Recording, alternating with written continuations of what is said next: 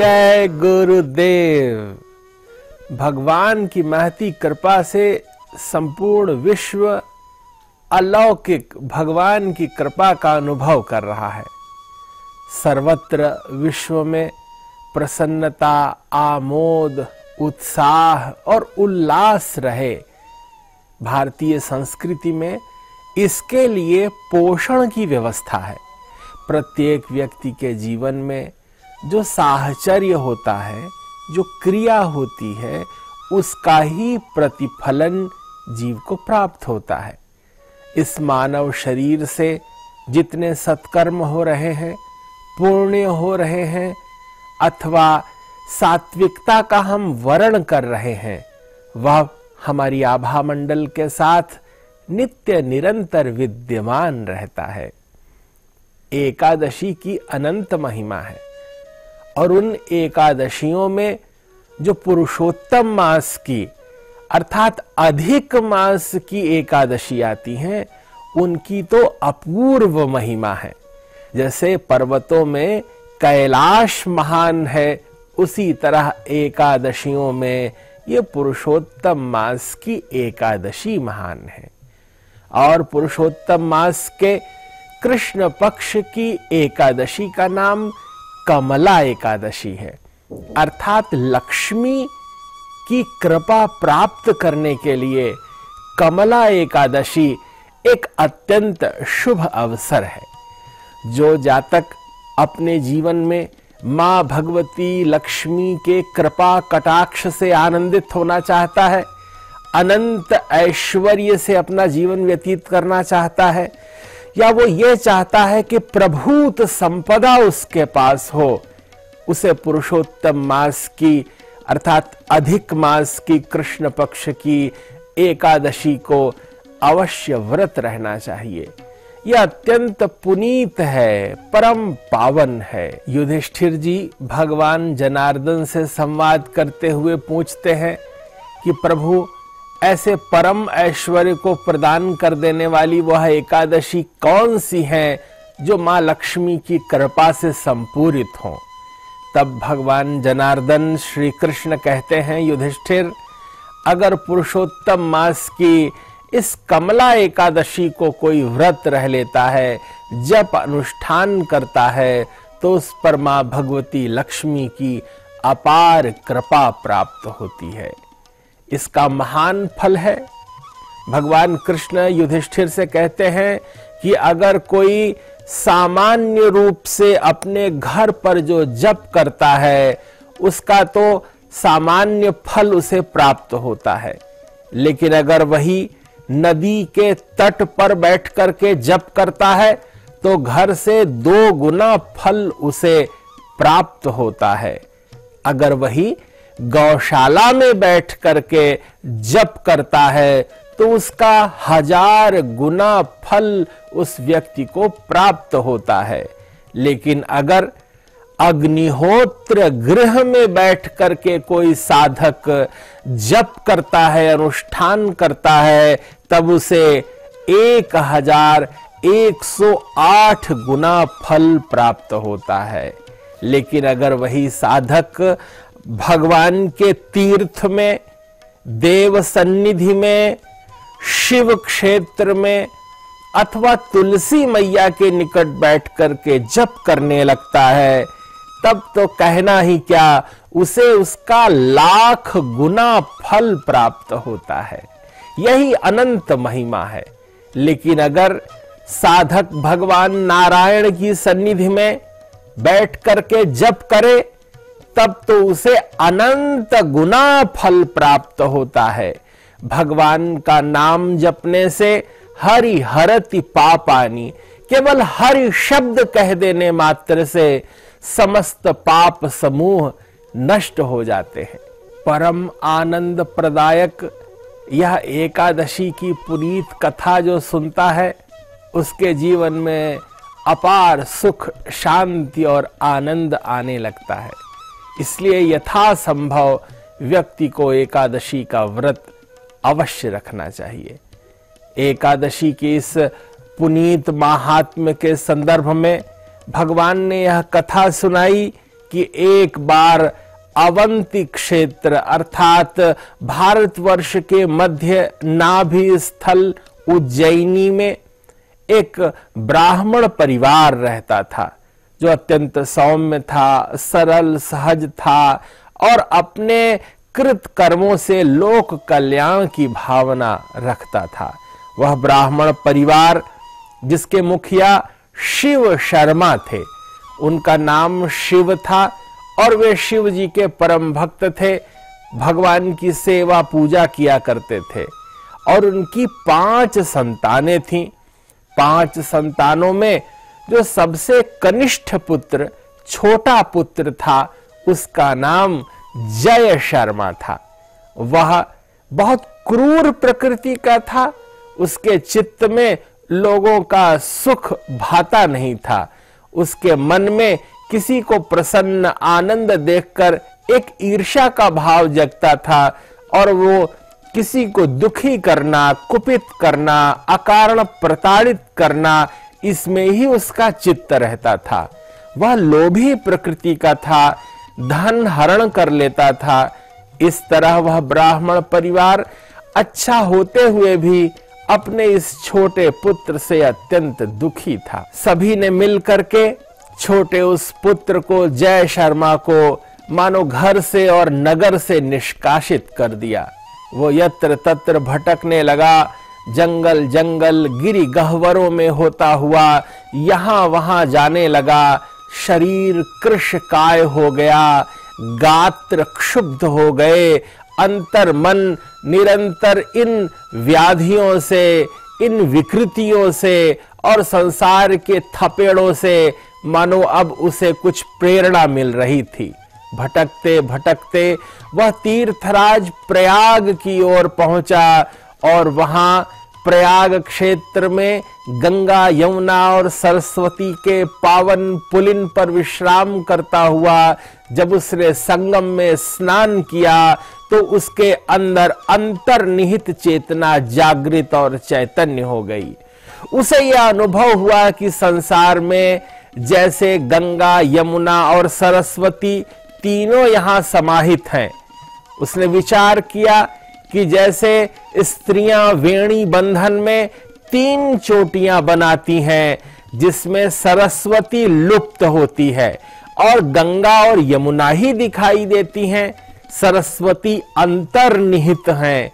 उसे लगा कि यही तीर्थराज प्रयाग में भी गंगा और यमुना दिखाई दे रही हैं।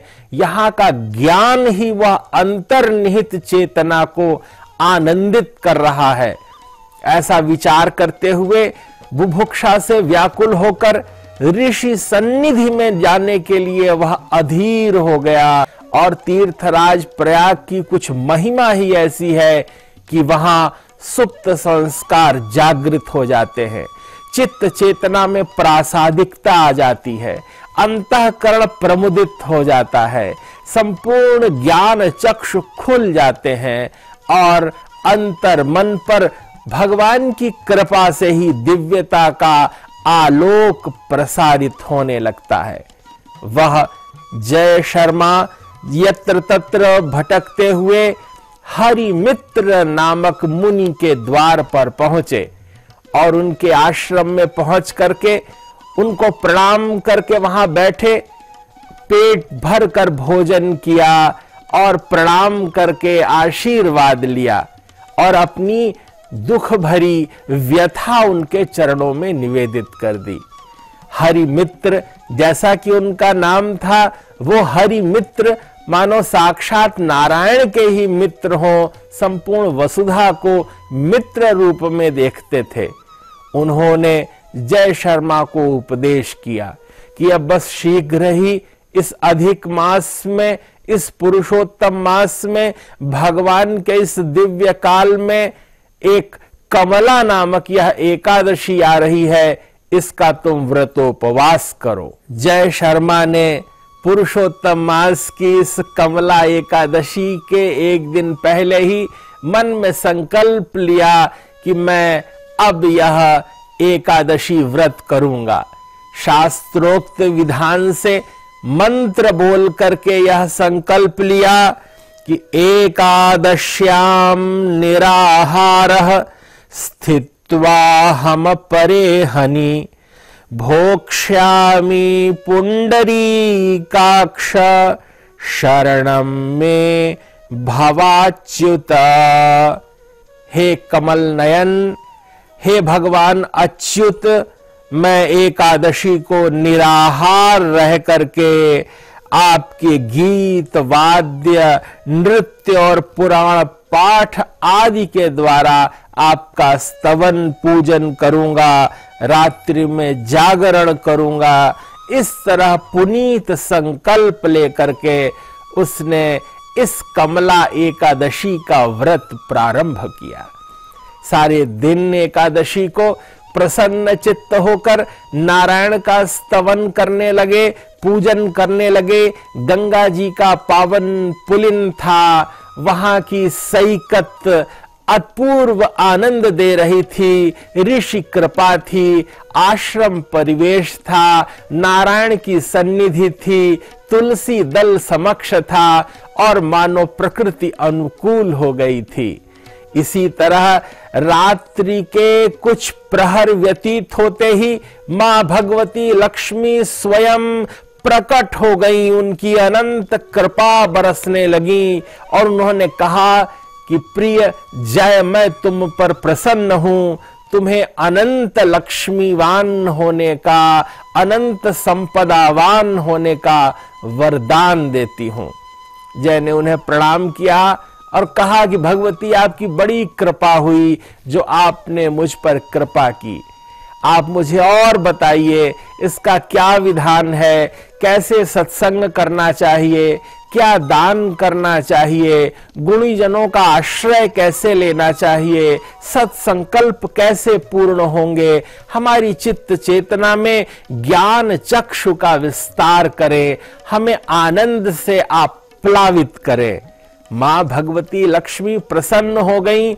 उन्होंने भांति भांति से उपदेश दिया कि जिसके पास जितना सामर्थ्य हो वो उस प्रकार से भगवान को नैवेद्य भोग अर्पित करते हुए, पुष्प इत्यादि अर्पित करते हुए, अपने मन में शुद्धि का संस्कार रखते हुए अपनी जिह्वा से कटु वचन न बोले, मौन में रहे तो अति सर्वोत्तम है। वह निराहार रहते हुए वो जलाहार भी न करे तो अति उत्तम है। अपने मन को भगवान में लगाए, जो भगवान की प्रकृति है, इस प्रकृति से समरस हो, संपूर्ण चित्त चेतना अनुकूल बनाए, सत्वपूर्ण बनाए, जिससे दैवी मंडल जागृत हो जाए, चैतन्य हो जाए और इस तरह अपने व्यवहार से एकादशी का व्रत रहे।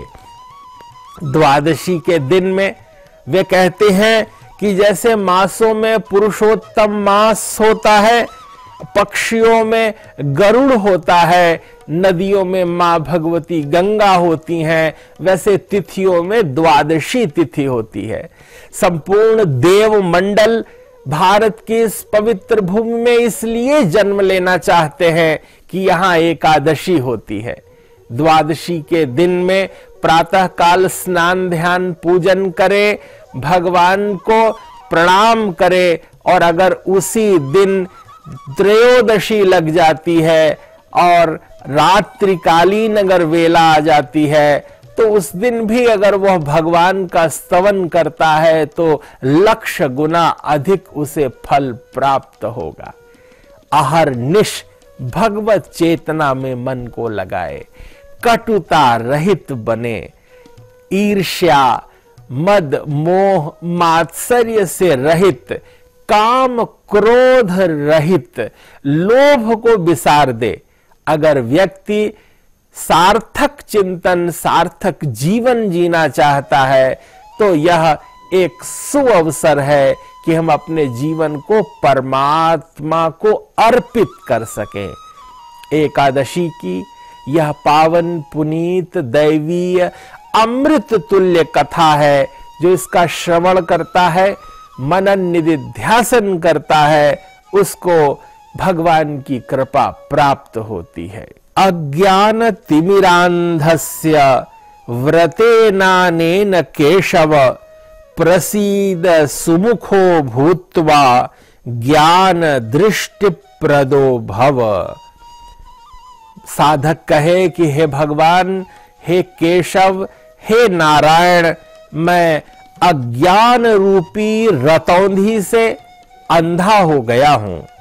आप इस व्रत से प्रसन्न हो और प्रसन्न होकर मुझे ज्ञान दृष्टि प्रदान करें।